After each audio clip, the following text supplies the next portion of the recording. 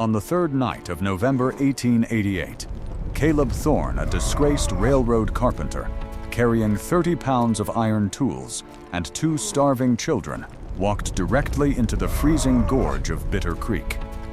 Behind him stood Black Pine Ridge, a failing cattle spread run by a desperate widow buried in mortgage debt, facing 60-mile-an-hour Arctic winds. Caleb expected a quick turn of labor, trade an afternoon of timber framing for 2 tin cups of fresh cow's milk and a dry floor before dawn. What he collided with instead was a structural disaster that would force him onto his knees in 34 below zero, holding a broken lifeline while 40 head of cattle faced suffocation.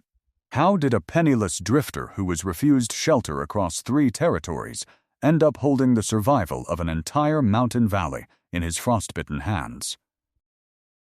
Late in the dry autumn of 1888, Caleb Thorne walked into the yard at Black Pine Ridge, pushing a handcart with a split oak rim.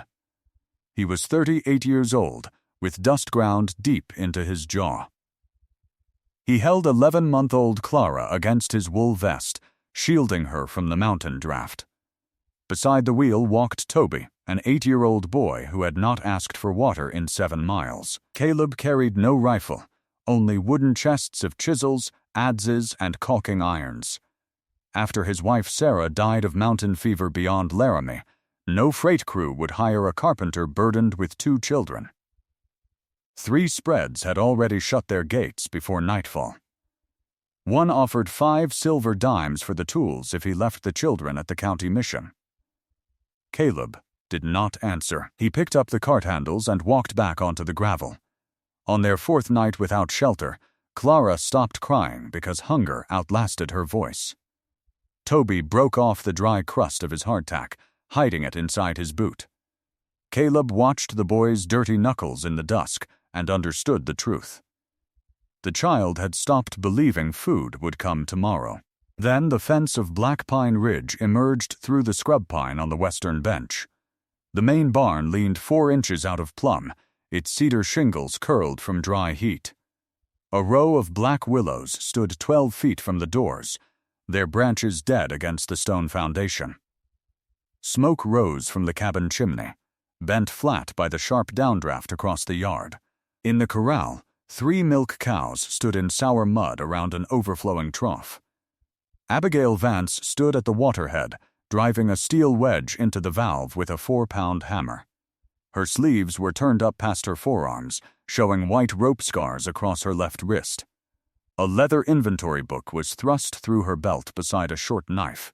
Her eyes took in the broken cartwheel, the silent boy, and the bundle against Caleb's ribs. She did not lower the hammer. "What do you trade?" she asked across the fence. Caleb did not lower the baby. "Framing, water lines, trusses, draft doors, and cold storage. What do you need?" Caleb looked at Clara's dry lips. Milk from that Jersey cow for the infant, 2 blankets on the tool shed floor, and enough cornmeal to keep the boy standing. In return, I rebuild what winter will tear off your ridge. Abigail looked toward the high ridge where blue snow clouds were stacking.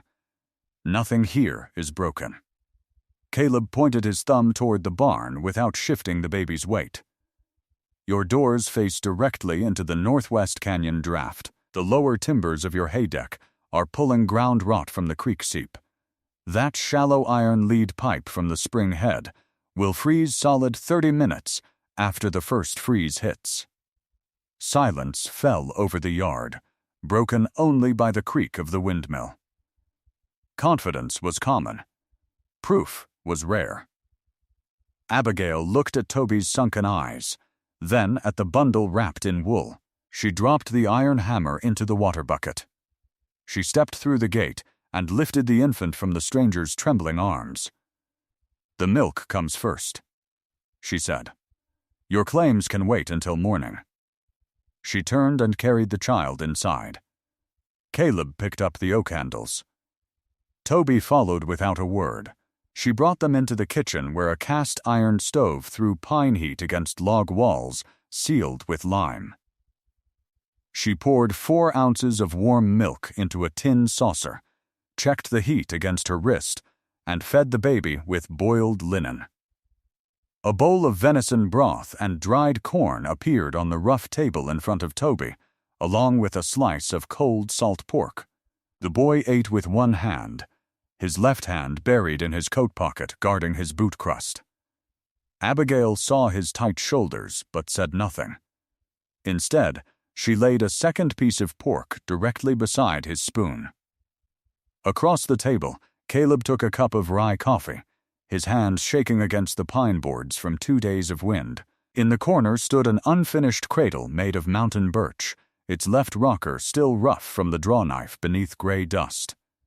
Abigail's husband, Thomas Vance, had been crushed 4 winters earlier when a timber skid rolled on the Upper Hall Road.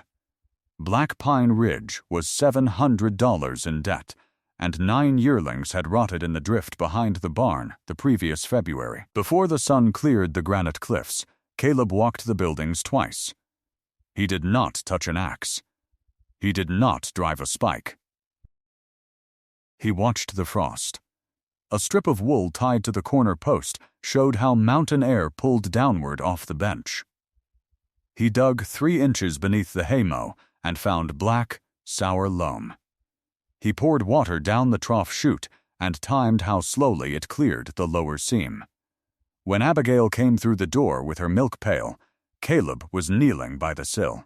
"The walls are not cold because the logs are thin," he said. "They are cold because wind enters the north gap, circles the floor, and pulls heat through the hay hatch like a chimney." He pointed toward the creek. "The hay is rotting from below. The water line sits 14 inches too high. Those black willows Thomas planted 40 feet out throw every winter drift straight against your feed door." Abigail tightened her grip on the pail. "Thomas built this barn with his own hands. He built it for spring winds," Caleb answered. "The spring wind comes up the river. The blizzard comes down from the gap. The trees stayed where he put them. The mountain did not." Abigail watched the wool ribbons snapping in the draft. The truth was written on the timber. "You have 7 days," she said. "If the water stops before then, you take your cart and walk." The silence hung between them like a drawn blade. The work began where memory was safest. Caleb, Abigail, and Toby lifted 40 bundles of Timothy hay off the dirt floor. Underneath, 12 bales were steaming with sour mold. Caleb dragged 6 split stringers from behind the lean-to, setting them on dry field stones 8 inches above the ground. He notched the cross timbers with adze strokes, leaving 3-inch air channels so cellar drafts could escape through the siding gaps. Toby followed with a cedar gauge, measuring every gap and shouting numbers across the dark barn. It was the first time the boy had spoken aloud in months. By noon of the 3rd day, Caleb marked a line of pine stakes 40 feet northwest of the barn door. The windbreak would stand 7 feet 4 inches tall, angled to throw the blizzard into the open ravine below the pasture. As Caleb and Toby drove the 4th anchor post, horseshoes rang against river rock. Thaddeus Callow, who owned 4,000 head in the lower basin and held the pasture mortgage on Black Pine Ridge, pulled his gelding up beside the fence. Callow had offered $3 an acre for Abigail's water rights every spring since Thomas died. He looked at the line of green stakes, spurs clinking against the stirrup iron. "So, this is the new builder," Callow said, "driving stakes in gravel like he's fencing sheep. That fence will pack 6 feet of drift against your doors and kill your stock by Christmas." Caleb did not drop the sledgehammer. He rested the handle against his knee. "Only if the wall is solid." Callow laughed, looking past him at Abigail, who stood on the well platform with an iron pry bar. "Since when does a ditch carpenter tell a Vance how to run a spread? The road closes when snow blocks the notch. If you want flour and oats this winter, Abigail, the offer on the creek spring still stands." Abigail walked to the fence line without lowering the pry bar. "If I want to speak to the store, Callow, I will ride to town myself. Thorne is my foreman until the frost proves otherwise." Callow's smile vanished. "The mountain will judge this timber, Abigail. It won't take until Christmas." He turned his horse and rode down the draw. Toby watched the horse disappear behind scrub pine, then looked up at his father. "What if the fence breaks, Pa?" Caleb lifted the sledge. "Then we rebuild it before dark." The first autumn gale struck 48 hours later, roaring out of the notch before the cedar weave was complete. Caleb tied wool ribbons to the rails to map the air currents. The wind struck the center panel, climbed over the top rail, and curled downward, throwing gravel directly into the open barn door. A milk cow backed into the stall rails, splintering a 3-inch plank. Across the draw, 2 of Callow's freight hands stopped their wagon to watch the barrier rattle. Caleb did not curse. He took his broadaxe and cut away 1/3 of the dense brush from the middle lattice. Abigail stepped into the dirt beside him with split willow withes. "Weave them diagonally," she said. "Let the air pass through the gaps instead of fighting a flat face." They worked until their hands were black with sap and their sleeves stiff with frost. When the next gust hit the bench, air passed through the staggered lattice, lost its speed, and fell into the draw 20 paces short of the door. Caleb ran his sleeve across his brow. "A wall that fights the mountain breaks.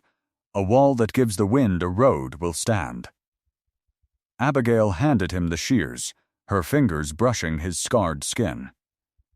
"Your wall," she said. "My wind. We have 4 days left before the water freezes." The iron cold gave no warning for what was coming next. The temporary fix held, but the temperature continued its steady plunge down the slope. By the 5th morning, lime chinking between the cabin logs began to fail under the dry cold. Caleb had mixed too much clay into the mortar. The green joints shrank from the logs, leaving gaps that blew the candle flame flat on the table. Fine frost formed along the floor, planks 2 feet from the hearth. Caleb knelt by the wall with his scraper, jaw set hard. "We scraped the seams to the wood. I mixed it wrong." Abigail caught his wrist before the blade bit into pine. "Thomas made the same mistake the first winter," she said, her voice dropping. "He used river sand. My father built sheep stations on the pass. You need 2 parts cattle hair, 1 part wood ash, and linseed oil before you set the clay." They knelt together on the cold planks, mixing paste in an iron kettle by the hearth. While Toby kept Clara quiet with a carved whistle Caleb had shaped from timber scrap, Caleb searched the dark rafters of the loft for dry packing cloth. Behind old logging chains, he found a roll of double-stitched duck canvas, its seams reinforced with saddle leather and brass rivets. Caleb ran his thumb over the stitching. "Sarah made this in the railroad tent," he said. "We hung it across the wagon bows when Toby had the croup. She could pull a tighter thread through leather than 3 men could drive with iron pins." Abigail stood beside him holding a tallow candle. She looked at the canvas, then down at the unfinished birch cradle sitting in the dust. "Thomas spent 3 weeks shaving those birch rockers," she said. "He wanted the grain to match the floor. When the wagon rolled on the pass, I couldn't burn the wood. If I kept the cradle in the loft, I didn't have to admit the room was empty." Caleb looked at the rough rocker rail that had never been smoothed. "A man keeps what he can carry," he said softly. "Sometimes he carries it too long." They carried the canvas and the cradle down the narrow ladder into the main room. They hung Sarah's oilcloth between the drafty door and the sleeping corner, without cutting a seam or drawing a nail. Abigail brought down a clean fleece, scrubbed the cradle with pine vinegar, and laid 11-month-old Clara inside against the hearth fire. That evening, for the first time in 4 years, the room held heat 3 hours after the logs burned to gray embers. On the iron shelf above the fire, Abigail set 2 tin cups of chicory coffee side by side. Caleb laid his dry leather mittens beside the cups, and neither moved them away. In the morning, Toby sat at the table with his bowl of oats.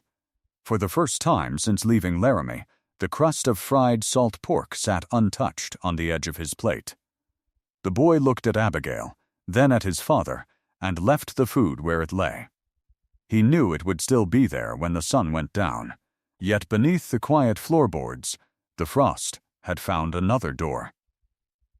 On the 10th of November, the first real cold snap struck the valley with the force of an iron mallet. The sun rose through a pale haze of ice crystals, and by 6 in the morning, the mercury in the brass tube dropped to 9 degrees above zero.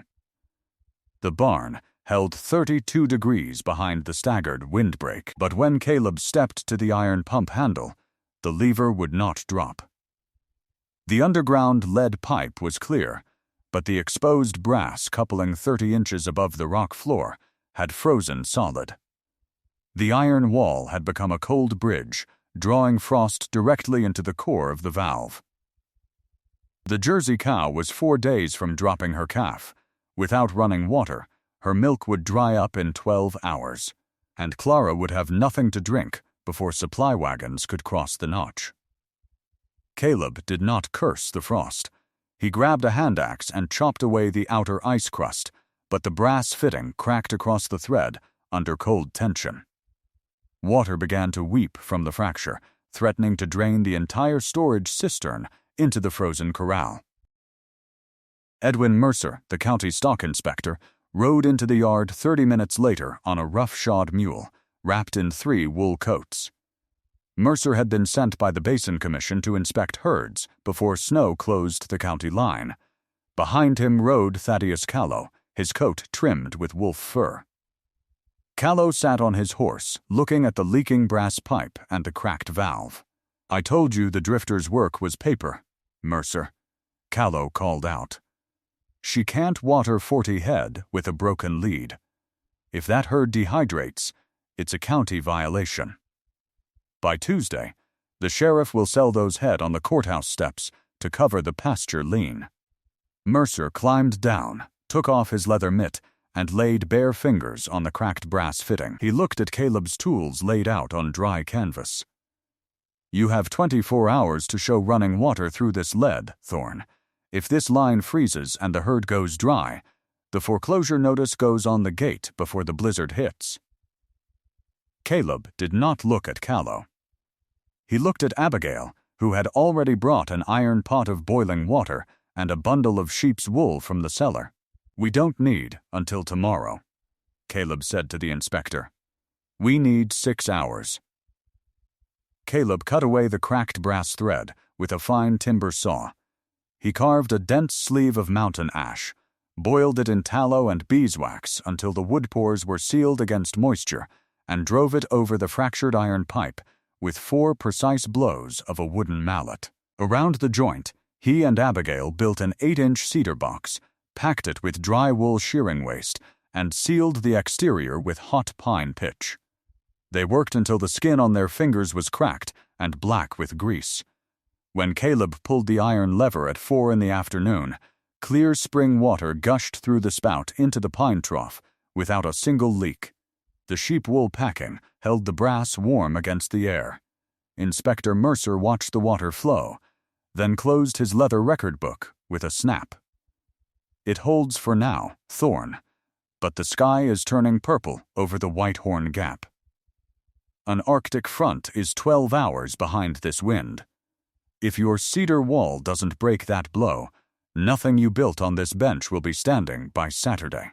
The valley grew unnaturally quiet as the purple clouds swallowed the high timberline. 3 days before the blizzard broke, nature gave its final warning. Mountain crows vanished from the scrub pines at noon. Valley cattle turned their rumps to the northwest and stood motionless along rock ledges, refusing to eat dry meadow grass. The air grew thick, smelling of crushed granite and ancient ice. Just before twilight, the wind died completely, leaving the basin in a silence so deep that a branch snapping on the far ridge echoed like a pistol shot across the valley floor. Caleb and Abigail stopped speaking of improvements. They worked for breath. They drove 3-inch pine marker posts every 18 feet in a straight line between the cabin porch and the barn door. They ran a half-inch hemp guide rope through the iron eye bolts on each post, tying the final knot to the heavy timber lintel of the stock barn. Caleb reinforced his repair kit a leather pouch holding 3 cold chisels, a 2-pound hammer, iron spikes, and a roll of heavy rawhide tying the shoulder strap with the leather thong Sarah had braided for the freight cart. Abigail filled every iron pot and cedar bucket in the kitchen with fresh spring water, setting them directly on the edge of the stove hearth, where embers would keep them from freezing solid. Toby stood on the porch, holding the last pine marker stake. "Why do we need the rope if we have the posts, Pa?" Caleb drove the stake into the frozen ground with 2 heavy blows. "The posts show you where you are standing, Toby. The rope brings you home when you can't see your own boots." Near dusk, while the sky turned the color of bruised iron, a horse staggered through the lower gate and collapsed into the frozen grass. Orson Pike, one of Callow's lead ranch hands who had laughed at the windbreak 2 weeks earlier, fell from the saddle into the frozen mud. His face was gray with frostbite. His wool coat was torn at the shoulder where he had fallen in the upper scree. Callow's north drift fence went down in the notch. Pike gasped through cracked, bleeding lips as Caleb dragged him onto the kitchen porch. "The whole herd is drifting toward the river cliffs." Callow locked the bunkhouse in the basin and left the hands to find their own shelter. "I saw the cedar fence on the ridge. I saw the smoke from the draw." Abigail looked at the stranger who had mocked her dead husband's land. She looked at the small iron pot of venison stew on the stove, which was meant to feed 4 people for 3 days of storm. She did not hesitate. She pulled Pike's frozen boots from his feet, laid him beside the stove with an old wool saddle blanket, and poured half a cup of warm broth down his throat. "Out here," Abigail said, looking through the window at the rising white clouds over the ridge, "the cold doesn't care whose brand is on your horse. It kills the fool and the wise man with the same breath." As the first wall of white snow slammed into the cabin logs with the sound of a derailed locomotive, the temperature dropped 20 degrees in 6 minutes.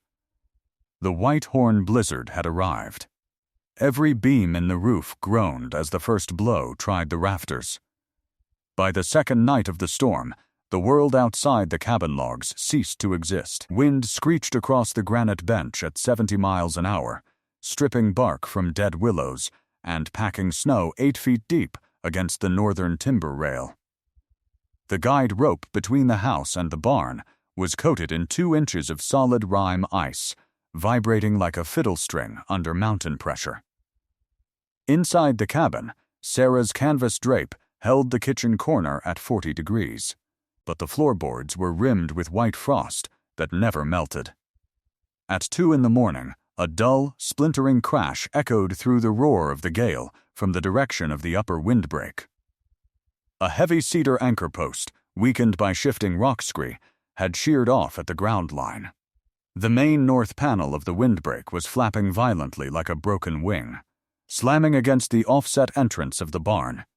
If that panel tore free, the full fury of the mountain wind would strike the lower stall doors directly. Within 40 minutes, the barn entrance would be sealed with 12 feet of hard, packed drift, suffocating the cattle inside and cutting off the water line forever. At the exact same moment, the old Jersey cow in the rear stall let out a long, agonized bellow that cut through the thunder of the wind. The early labor had gone wrong. The calf was turned sideways in the birth canal, and the animal had collapsed against the cedar partition, her eyes rolling white in the lantern light. There was no doctor within 30 miles. There was no neighbor who could cross the valley draw. Abigail tied her hair back with a piece of rawhide, her face pale as granite in the yellow lantern glow. "I have to turn the calf before the cow's heart gives out. But if that outer wall goes, the barn roof will lift in 20 minutes." Caleb reached for his heavy leather repair pouch, his fingers finding the braided thong Sarah had sewn. He tied the end of the half-inch hemp lifeline around his ribs, pulling the knot hard against his breastbone. He handed the loose coil of rope directly into Abigail's bare hands. "Keep 5 feet of slack on the timber cleat," he said, his voice dropping to a harsh whisper that commanded the room. "If I pull 3 times, give me all the line you have. If the rope goes dead, do not come out for me. Lock the inner bar and stay by the children." Abigail looked into his dark eyes, her fingers gripping the rough hemp until her knuckles turned white. "You came here asking for milk, Caleb Thorne.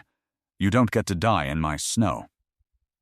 Caleb drew the door latch and threw his shoulder into the howling black drift. The gale struck Caleb like an iron wall the moment he cleared the log sill. The air was not snow, it was pulverized granite ice that cut through his wool trousers and blinded his eyes before he took 3 steps. He dropped to his knees, his hands sliding along the frozen hemp guide rope that led from marker post to marker post. The temperature had fallen to 34 below zero. At the second marker post, the wind tore his wool cap from his head. His eyebrows and beard froze into a solid mask of ice in 3 seconds. He crawled on his stomach across the granite scree, dragging the 30-pound repair pouch behind him with one arm, while his other hand clamped around the guide wire. Behind him in the steaming stall, Abigail knelt in the bloody straw beside the shuddering cow. Her bare arms were slick with warm water and oil, her shoulder braced hard against the animal's flank as she worked her hand deep into the birth canal, feeling for the calf's twisted front legs through the spasms of labor. Toby stood beside the cow's head, his small 8-year-old hands gripping the lantern handle with all his strength, never letting the yellow beam flicker even when the wind tore 2 shingles from the roof directly above his head. "Keep the light on her eyes, Toby." Abigail shouted through the shriek of the timbers, "Look at her eyes, and do not look up." The boy did not cry. He planted his boots in the frozen muck and held the iron ring steady as stone. Outside at the windbreak, Caleb reached the broken timber. The 7-foot cedar panel was whipping back and forth with the force of a swinging gate, throwing heavy pine splinters into the drift. Caleb lunged forward, throwing his entire body weight across the top rail to pin it against the surviving cedar post. The shock knocked the breath from his lungs, his boot slipped on the ice ledge, and he fell hard onto his side in the drift, the heavy timber pinning his left knee against the frozen scree. His repair pouch burst open, scattering his iron chisels and spikes into the white darkness. Only Sarah's leather strap held the heavy framing hammer to his wrist. Caleb did not struggle against the weight. He rolled beneath the broken panel, wedging his shoulder against the splintered pine post to create a human brace. With his right hand, he drew a 5-inch iron spike from his coat pocket, set the point against the overlapping cross timber, and swung the framing hammer blind into the darkness. The iron struck true. Once, twice, 3 times. The cedar rail bit deep into the green pine post, holding fast against the gale. He reached up, grabbed the hemp lifeline tied around his chest, and pulled 3 sharp, violent tugs against the timber. Inside the barn, Abigail felt the line jerk against her arm. She set the boiled leather calving strap around the calf's front hooves, nodded to Toby, and pulled with the full weight of her body as the cow gave one final, desperate heave. The calf slid out onto the dry wheat straw with a wet gasp. It lay motionless, its tongue blue against the cold dust. Abigail dropped to her knees, cleared the yellow mucus from its nostrils with 2 fingers, and Caleb slammed through the outer barn door on his hands and knees, covered in white frost from head to foot. He did not ask if the wall held. He grabbed a handful of clean, dry straw and began rubbing the newborn calf's ribs with frantic, rhythmic strokes. For 4 long, silent seconds, the only sound was the screaming mountain wind outside the logs. Then, the calf gave a sharp, shuddering sneeze, drew its first deep breath of pine-scented air, and kicked its hind legs against the stall floor. Across the dark stall, Toby let out the long, trembling breath he had held for 20 minutes. From the house across the rope line, 11-month-old Clara's cry sounded thin and clear through the storm. In the kitchen corner, Orson Pike, the man who had laughed at the spread, was quietly rocking the unfinished birch cradle with his boot toe, warming a tin cup of fresh milk over the red hearth coals. Caleb Thorne sat back against the cedar post, his frozen beard melting in the steam of the newborn animal, his fingers resting on the braided leather strap on his wrist. Abigail Vance laid her clean hand over his torn knuckles. "It will hold until morning," she said. Caleb looked at the sturdy cedar rafters above them, holding 40 head of cattle warm and dry beneath the mountain blow. Morning is enough. By the 5th morning, the wind had died to a slow mountain draft that drifted harmlessly across the upper ravine. The sky cleared to a hard, crystalline blue, and the sun broke over the granite cliffs, lighting the Bitter Creek Valley in blinding white sheets. Not a single head of cattle at Black Pine Ridge had perished. The newborn calf was on its feet, nursing steadily from the Jersey cow in the draft-free stall. The sheepwool casing on the water lead had kept the pipe clear. Fresh, unfrozen water flowed continuously into the pine trough. The cedar windbreak, scarred and reinforced with iron spikes, stood firm 40 feet out, holding 12 feet of snowdrift safely away from the barn doors. When the valley road finally opened through the drifts, Inspector Mercer, Dr. Keene, and 5 neighboring ranchers rode their horses into the yard to count the dead. Thaddeus Callow rode at the rear of the file, his face dark beneath his beaver hat. Callow's own spread had lost 18 steers frozen in the river bend, and half the cedar roof of his lower grain barn had been sheared off by the gale. Inspector Mercer dismounted without speaking, walked the length of the water line, felt the dry straw in the lower hay mow with his bare hand, and inspected the 4-inch cedar wedge of the windbreak. He walked into the kitchen, opened Abigail's inventory ledger on the pine table, and read every entry Toby had written during the 4 days of storm. Mercer closed the book and turned to the ranchers standing in the snow. The barn held 32 degrees throughout the blow. Feed consumption dropped 25% because the stock wasn't fighting the cellar draft. The water never froze once. Every weakness this spread had was repaired before the mountain could find it. Orson Pike stepped off the cabin porch, his boots dry and his hands bandaged with clean linen. He looked Callow directly in the eye. "I wouldn't have hands today if Thorne's marker posts hadn't been standing in the draw. You locked your bunkhouse, Callow. They opened their kitchen." Callow did not offer an apology. He looked at the angled cedar windbreak, measuring the 40-foot distance to the barn door with his experienced eyes. "How wide did you cut the air gaps in the center panel?" he asked Caleb. Caleb stood on the porch with his chisel roll over his shoulder, 3 inches on the diagonal, enough to let the wind run without giving it a wall to break. Callow nodded once, turned his horse, and rode down the valley lane without speaking another word. 2 days later, a wagon loaded with 2 tons of dry seed oats and 4 bundles of split pine posts arrived at the gate, left without a note from the Basin store. That afternoon, Abigail called Caleb into the small office behind the kitchen. On the desk lay a legal document drawn on county parchment, bearing the seal of the valley magistrate.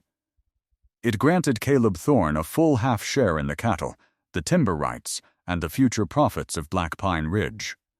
At the bottom of the page, written in Abigail's clear, steady hand, was a final clause. Toby and Clara Thorne would hold permanent right of home and inheritance on the land, regardless of debt or season. Caleb looked down at the ink, his hand still stiff from the frostbite on his thumb. This land was Thomas's. "You don't owe me half a valley for 4 days of timber work." Abigail looked up at him, her eyes meeting his without a flicker of doubt. "I am not giving you what belonged to the dead, Caleb Thorne. I am naming what you kept alive." That evening, the cabin settled into a quiet that the valley had not known in 4 years. The fire in the cast-iron stove burned low and steady, throwing long, warm shadows across the hand-hewn logs. In the corner by the hearth, 11-month-old Clara slept soundly in the finished birch cradle. Caleb had spent the afternoon smoothing the rough left rocker with his drawknife until the wood felt like polished river stone beneath the hand. Toby sat at the table, his ledger open before him, carefully writing the evening temperature with a lead pencil.